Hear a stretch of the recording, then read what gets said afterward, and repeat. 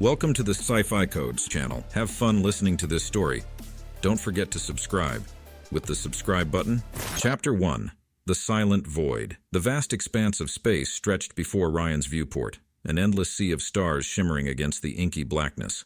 Occasionally, a distant nebula or the faint glow of a nearby galaxy would catch his eye, but otherwise, it was quiet, just as it had been for months. Ryan Anderson, a seasoned astronaut with over a decade of experience, had spent the last 6 months aboard NASA's most advanced spacecraft, Odyssey. His mission was simple, yet monumental: to chart the farthest reaches of known space and gather data that might one day propel humanity into the next stage of space exploration. Yet, despite the significance of his task, it often felt like a lonely endeavor. Ryan had trained his entire career for a mission like this, and solitude never bothered him. In fact, he'd welcomed it.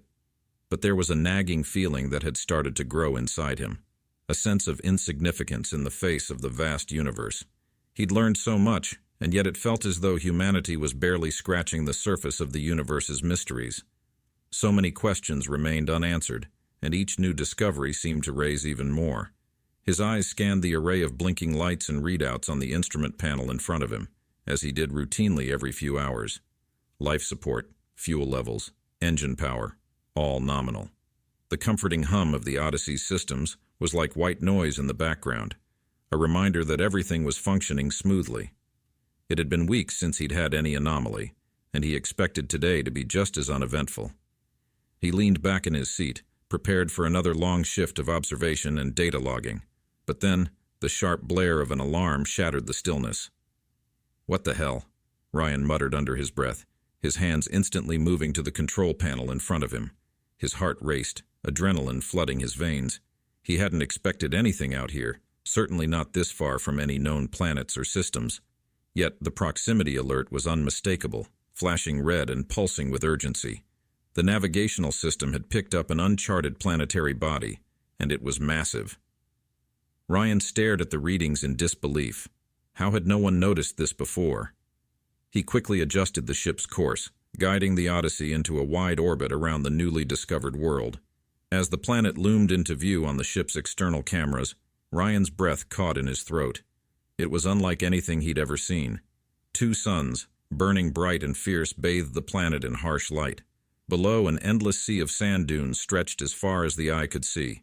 It looked like a barren desert, devoid of life, but something about the world intrigued him.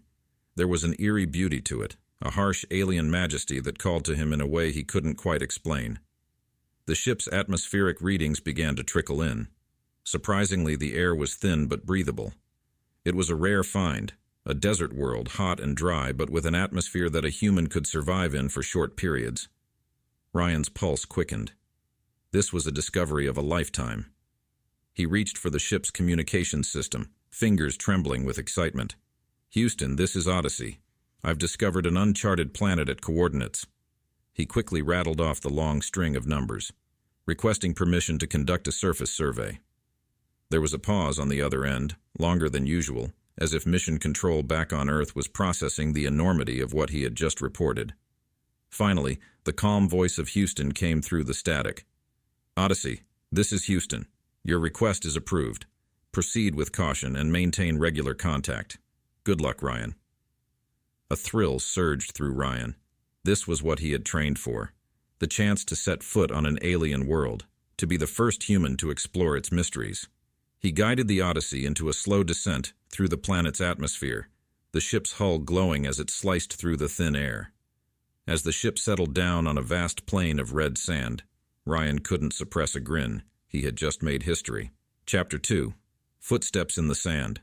The red dust kicked up in small clouds as Ryan took his first step onto the alien planet. His EVA suit, designed for high-temperature environments, kept him cool despite the intense heat radiating from the twin suns above. He planted the American flag into the ground, more symbolic than anything else, and looked out at the endless horizon of sand dunes and rocky outcroppings in the distance. Activating the suit's built-in recorder, he began his survey. "Surface gravity approximately 0.8 Earth normal," he narrated, moving slowly across the terrain, his boots sinking slightly into the soft sand with each step. "Air is thin but breathable. Current temperature 52 degrees Celsius. No signs of macroscopic life forms or vegetation. The terrain is primarily sand dunes with scattered rock formations. As he moved further from the landing site, Ryan felt the full weight of the planet's isolation. It was vast, empty, and utterly silent, save for the faint whisper of wind across the dunes. The loneliness of the planet was overwhelming, and yet there was something almost peaceful about it. Hours passed as he methodically collected soil and atmospheric samples, carefully cataloging each for later analysis back on Earth. He was about to return to the ship and call it a day when something caught his eye. On the distant horizon near one of the larger rocky outcroppings, there was a glint of metal. Ryan frowned. Metal? Here? Curiosity flared inside him, overriding the exhaustion that had started to set in after hours of exploration. He began to trek toward the strange object, each step kicking up more of the fine red dust that coated everything on this world. As he drew closer, his heart began to race. It wasn't just a piece of random debris. This was the wreckage of a spacecraft. And not just any spacecraft, it was of alien design. The ship's hull was unlike anything Ryan had ever seen, made from a shimmering, almost organic-looking material. It seemed to pulse faintly, even though it was clear the ship had been here for a long time.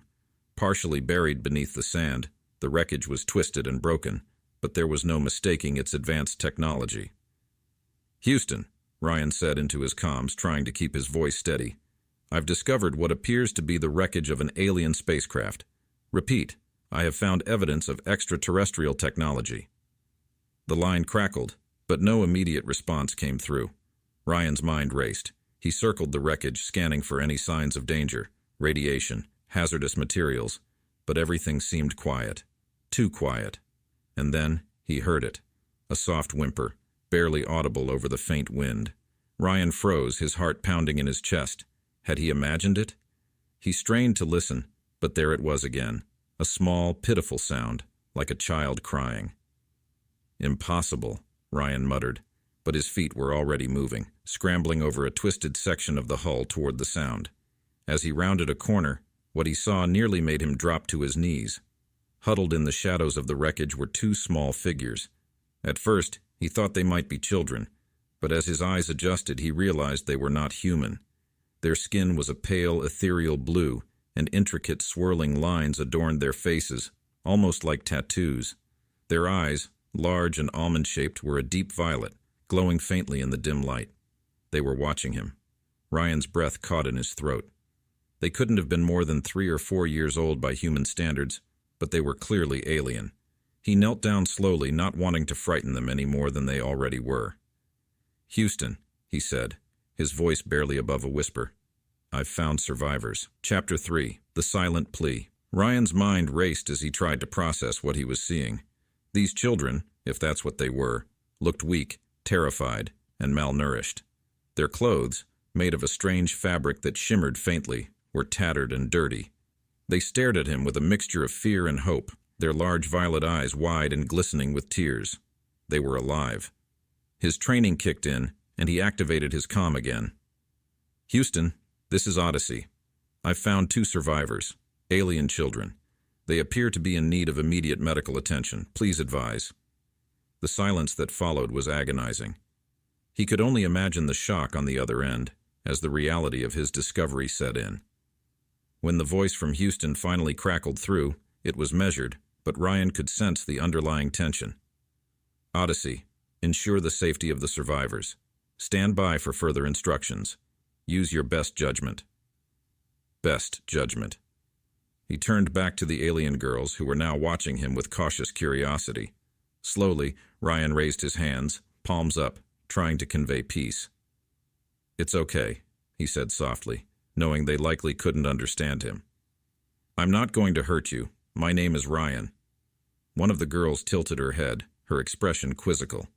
Hesitantly, she reached out, her small blue hand trembling as it hovered near his glove.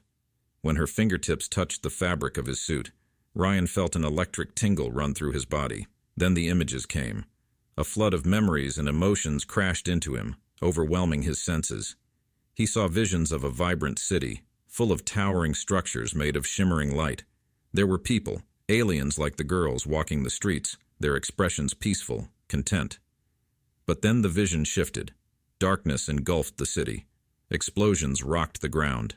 Panic and fear spread like wildfire as the sky filled with massive, terrifying creatures, their glowing green eyes tearing through the fabric of the sky. The connection broke, and Ryan stumbled back, gasping for air. He blinked, trying to regain his composure. What he had seen, it had been real. It was their home, their city, their people. Destroyed. The girls had witnessed it all. He took a deep breath, focusing on the present. These children had survived a catastrophe, something far beyond his understanding, and they were alone. "We have to get you out of here," Ryan muttered, more to himself than to them. He couldn't leave them behind, not on this desolate world. But they were too weak to walk, and the ship was a good distance away. There was no way he could carry them both without help. Glancing back at the wreckage, Ryan's mind raced. He needed to act fast. Chapter 4. A Desperate Decision. Ryan stood before the wrecked alien ship, trying to formulate a plan. The alien children huddled together, watching him with wide, anxious eyes.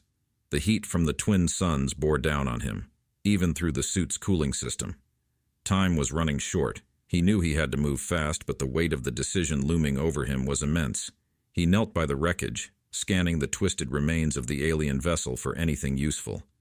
It was clear the ship had been here for some time, years, perhaps even decades. Sand had blown over large sections of the hull, and much of the technology inside seemed ancient, or at least beyond his understanding. He rummaged through debris, searching for anything that could help transport the children back to the Odyssey. As he pried open a compartment, a small device tumbled out, catching his eye. It looked like a piece of alien tech, an oval-shaped object, smooth and metallic, with faint glowing patterns etched into its surface. Ryan picked it up, carefully examining it. Could this be some sort of power source? A communication device? He had no way of knowing for sure, but there was something almost familiar about its design. A vague resemblance to some of the portable medical devices NASA had been developing. Without hesitation, he pressed the button on the side, hoping for some kind of reaction. The device hummed to life, vibrating gently in his hand. The glowing patterns grew brighter, and a soft, melodic tone filled the air. The girls stirred. One of them, the younger-looking one, gasped and reached out, her small blue hand shaking. Ryan watched in awe as the device responded to her presence. The glowing lines on the object spread outward like veins of light, wrapping around her hand and arm. A strange energy pulsed between them, and Ryan could see her posture straighten, her movements become less sluggish. The device seemed to be stabilizing her condition, restoring some of her strength. Relief washed over him. "It's working," he whispered. But he knew this was only a temporary fix. The other child, weaker and less responsive, still needed urgent help. He had to get them both to the ship, and quickly. The idea of leaving one of them behind, even temporarily, was unthinkable. But there was no way he could manage both on foot. He looked back at the wreckage one more time and saw something glinting beneath a pile of debris. Moving quickly, he cleared away the sand and twisted metal, revealing what appeared to be a compact hovercraft-like sled. It was a basic transport device, probably used for carrying cargo, or in this case, 2 alien children. Ryan activated the sled. It hovered slightly off the ground, emitting a faint hum. He carefully lifted both children onto it, securing them with straps to ensure they wouldn't fall off during the ride. The younger girl, now more alert, looked up at him with what Ryan could only interpret as gratitude. Her sister remained limp, but her breathing was steady. With the children secured, Ryan grabbed the sled's control handle and began the trek back to the Odyssey. The journey felt longer than it had when he first arrived, the weight of responsibility pressing down on him. He kept glancing at the sky, half expecting something to happen, some unseen danger lurking beyond the horizon. But all was quiet, save for the soft whirring of the sled. As they neared the ship, Ryan couldn't shake the feeling that he was now part of something much larger than himself. The discovery of intelligent extraterrestrial life was monumental, but the fact that they were survivors, possibly refugees, raised even more questions. Who had attacked their home? What had brought them here? And most importantly, were those who destroyed their city still out there? Before proceeding, don't forget to like, subscribe, and hit the notification bell. Chapter 5. The Weight of Secrets. The Odyssey loomed large as Ryan approached the airlock, guiding the hover sled carefully toward the entrance. His heart was racing, not from the physical effort, but from the enormity of what he had just witnessed and what lay ahead. 2 alien children, survivors of some unimaginable catastrophe, now sat just feet away from entering a human spacecraft. The weight of the discovery pressed down on him like a physical force. The airlock hissed open, and Ryan guided the sled inside, carefully maneuvering it through the narrow passageway. Once they were safely inside the pressurized cabin, he closed the outer hatch and began cycling the airlock. His suit's sensors beeped, signaling a safe atmosphere. Slowly, Ryan removed his helmet, breathing in the cool, filtered air of the Odyssey. He turned to the children. They still looked fragile, exhausted from their ordeal. The younger girl had managed to stay awake, her violet eyes darting around the cabin with a mix of wonder and fear. Her sister, however, remained unconscious, her breathing steady but shallow. They needed help, fast. Ryan rushed to the medical bay, where he began prepping the ship's medkit. It wasn't designed for alien physiology, but the basics, oxygen, hydration, nutrients, were universal enough. He retrieved a portable med scanner and returned to the children, carefully placing it over the elder sister's chest. The device beeped softly, its readings coming back in an unfamiliar language, a language that Ryan assumed belonged to the alien race of the girls. He tapped through the settings, trying to decipher the alien script, but the med scanner's data remained incomprehensible. Frustration gnawed at him, but he didn't have time to linger. He could only do his best with the limited tools at his disposal. He administered a dose of hydration gel and oxygen to both girls, hoping it would stabilize their conditions. The younger one watched him closely, her gaze intense, as if she were trying to understand his every move. "Hang in there," Ryan whispered, wiping sweat from his brow. "We'll get through this." As he worked, the ship's communications console beeped. It was Houston. Ryan took a deep breath before activating the console. "Odyssey here. I've brought the survivors aboard the ship. They're in rough shape, but stable for now. Houston, I'm going to need medical assistance." Before he could finish, Houston's voice cut through, the tone sharp and urgent. "Odyssey, this is Houston. We've reviewed the data from your initial scans, and we need you to proceed with extreme caution. The presence of alien survivors changes everything. We're sending additional personnel your way, but until they arrive, you are to limit all external communications. This information is classified, Ryan. Do you understand? Classified." Ryan's chest tightened. He hadn't expected this. "Classified? Houston, these are children. They need help." "We understand, Odyssey, but this discovery poses significant risks, both to them and to us. We don't know who or what caused that wreckage or if they're still out there. Until we have more information, you're under strict communication blackout. No contact with anyone outside of this channel. We need to contain this situation." Ryan felt a surge of anger rise in his chest. Contain. These were living, breathing beings, not some anomaly to be contained. But he bit back his frustration. Arguing with Houston would get him nowhere, and the lives of the children were his priority. "I understand," Ryan said, his voice tight. The line crackled for a moment before Houston replied, softer this time. "Good. You've done an incredible job so far, Ryan. Keep them safe. Help is on the way." The transmission ended, and the cabin fell silent once more. Ryan clenched his fists, staring at the console. He understood the need for caution, but the secrecy felt wrong. These children weren't just a discovery. They were sentient beings, survivors of a tragedy. They needed compassion, not containment. He looked back at the girls. The younger one had fallen asleep, her small form curled up beside her sister. Their blue skin glistened faintly in the dim light of the ship's cabin, their alien features peaceful, yet haunted by whatever horrors they had witnessed. Ryan sat down heavily, running a hand through his hair. He was no longer just an explorer or a scientist. He was now their guardian, caught between the demands of protocol and the simple, undeniable fact that these two lives depended on him. And deep down, he had a growing sense that the danger was far from over. Chapter 6. Shadows from the Past. Ryan barely slept that night, his thoughts too restless to allow for peace. The ship hummed quietly as it sailed through the black void of space, but inside the Odyssey, tension simmered. He paced the cabin, checking on the alien children periodically, their faint breathing a reminder of the fragile situation they were all in. As the hours passed, Ryan found himself studying the alien device again, the one that had helped revive the younger girl. He couldn't shake the feeling that it was more than just a medical tool. Something about it felt alive, as if it were attuned to the girls in a way he couldn't fully understand. Perhaps it held more answers about their people, their world, and what had befallen them.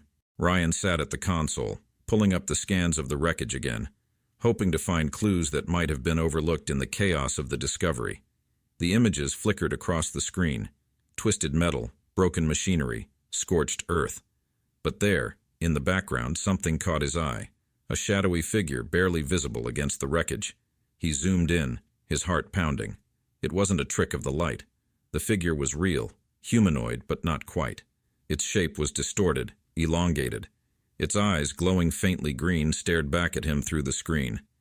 Ryan froze, his breath catching in his throat. This wasn't part of the wreckage. This was something, or someone, else. And it had been watching. Chapter 7. The Unseen Threat. Ryan's blood ran cold as he stared at the figure in the image, its glowing green eyes fixed on him from across the expanse of space. Whatever it was, it hadn't been part of the wreckage. It had been there, watching. He zoomed in further, but the image began to distort, the figure fading into the jagged remnants of the alien ship. His hands trembled as he rewound the footage, playing it back frame by frame. The figure's outline flickered, barely perceptible but undeniably real.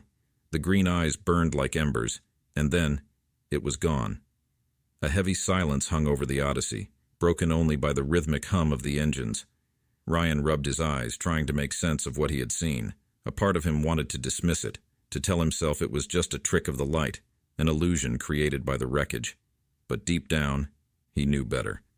This wasn't a glitch or a shadow. Something or someone was out there. Ryan's mind raced as he considered the possibilities. If this being had been watching the wreckage, had it also seen him? Worse yet, was it still watching him now? He stood up, his pulse quickening, and moved to check on the alien children. The younger girl stirred slightly in her sleep, her breathing shallow but steady. Her sister remained unconscious, the medical systems keeping her stable for now. But how much time did they really have? He needed answers, and fast. Suddenly, a warning alert sounded from the console, pulling Ryan from his thoughts. He rushed over to see what was happening. The sensors had picked up movement, a faint but growing energy signature coming from the same direction as the wreckage. Ryan's heart pounded as he brought up the external cameras, scanning the area near the crash site. At first, there was nothing, just the vast empty expanse of the planet's surface. But then slowly, a dark shape emerged from the horizon, gliding silently across the landscape. It was sleek, almost insect-like, with spindly legs and a smooth, armored body that reflected the twin sun's light in jagged angles. It wasn't a spacecraft. It was something else, some kind of drone or sentinel, and it was heading directly toward the Odyssey. Ryan's pulse raced as he activated the ship's defensive systems, a cold sweat breaking out on the back of his neck. The drone moved with eerie precision, its glowing eyes, green, just like the figure from the image, locking onto the ship. He tapped furiously at the console, engaging the shields and preparing for evasive maneuvers. The drone drew closer, its speed increasing. Ryan's mind raced. Was this the thing that had destroyed the alien city? Were more of them coming? His fingers hovered over the controls, ready to fire, when a soft voice broke through the chaos. "Don't!" Ryan froze. He spun around, and there, standing unsteadily beside the medical bay, was the younger alien girl. Her violet eyes, wide with fear and exhaustion, glowed faintly in the dim cabin light. She pointed weakly at the screen, her voice barely above a whisper. "Don't shoot." Ryan hesitated, his gaze shifting between the girl and the approaching drone. He didn't understand her language, but somehow her meaning was clear. She was telling him not to engage, not to provoke whatever this thing was. The drone was now hovering just outside the ship, its long mechanical limbs twitching slightly as it scanned the hull. Ryan's hand shook as it hovered over the weapons system. One wrong move, and this thing could tear them apart. "Why?" Ryan asked, his voice tense. "What is it?" The girl's eyes welled with tears, and she struggled to find the words. She touched her chest, then gestured toward the drone. "Protector," she whispered. Ryan's heart sank. It wasn't an enemy. It was a guardian, part of some ancient defense system that had been left behind, perhaps programmed to safeguard survivors. or their bodies from scavengers. He swallowed hard and pulled his hand away from the weapons console. Slowly, he disengaged the ship's defensive systems, keeping a close watch on the drone. The girl nodded weakly, relief evident on her face. She stumbled, and Ryan rushed to catch her before she collapsed, gently laying her back onto the medical bed. The drone lingered outside, its glowing green eyes sweeping over the ship as if assessing the situation. Ryan held his breath, unsure of what it would do next. Minutes passed, and then, just as silently as it had appeared, the drone began to move away, back toward the wreckage. Ryan exhaled deeply, his muscles finally relaxing as the tension drained from his body. The immediate danger had passed, but questions still swirled in his mind. If this drone was part of a defense system, what had it been protecting? And more importantly, where were the others? He turned back to the girl, who had once again drifted into a restless sleep. Her small form looked even more fragile now, and Ryan realized just how much he didn't know about these children, about their world, their people, their enemies. He was no longer just a lone astronaut on a mission. He was caught in the crossfire of something far bigger, far older than anything humanity had ever encountered. Ryan sat back at the console, his eyes scanning the now quiet landscape outside. He knew Houston would send help soon, but how much could they really understand about what was happening here? The classified nature of this mission gnawed at him. There were too many unknowns, too many dangers lurking in the shadows. As the drone disappeared beyond the horizon, Ryan felt a strange calm settle over him. For the first time since landing on this alien world, he wasn't afraid, not of the children, not of the unknown threats that had destroyed their city, and not of the dark secrets this planet held. But deep down, he knew the danger wasn't over. This was just the beginning. Whatever had happened to the alien city wasn't an accident. Something was still out there, watching, waiting, and sooner or later, it would come for them all. If you enjoy this video, then don't forget to like the video, subscribe to my channel, and hit the notification bell.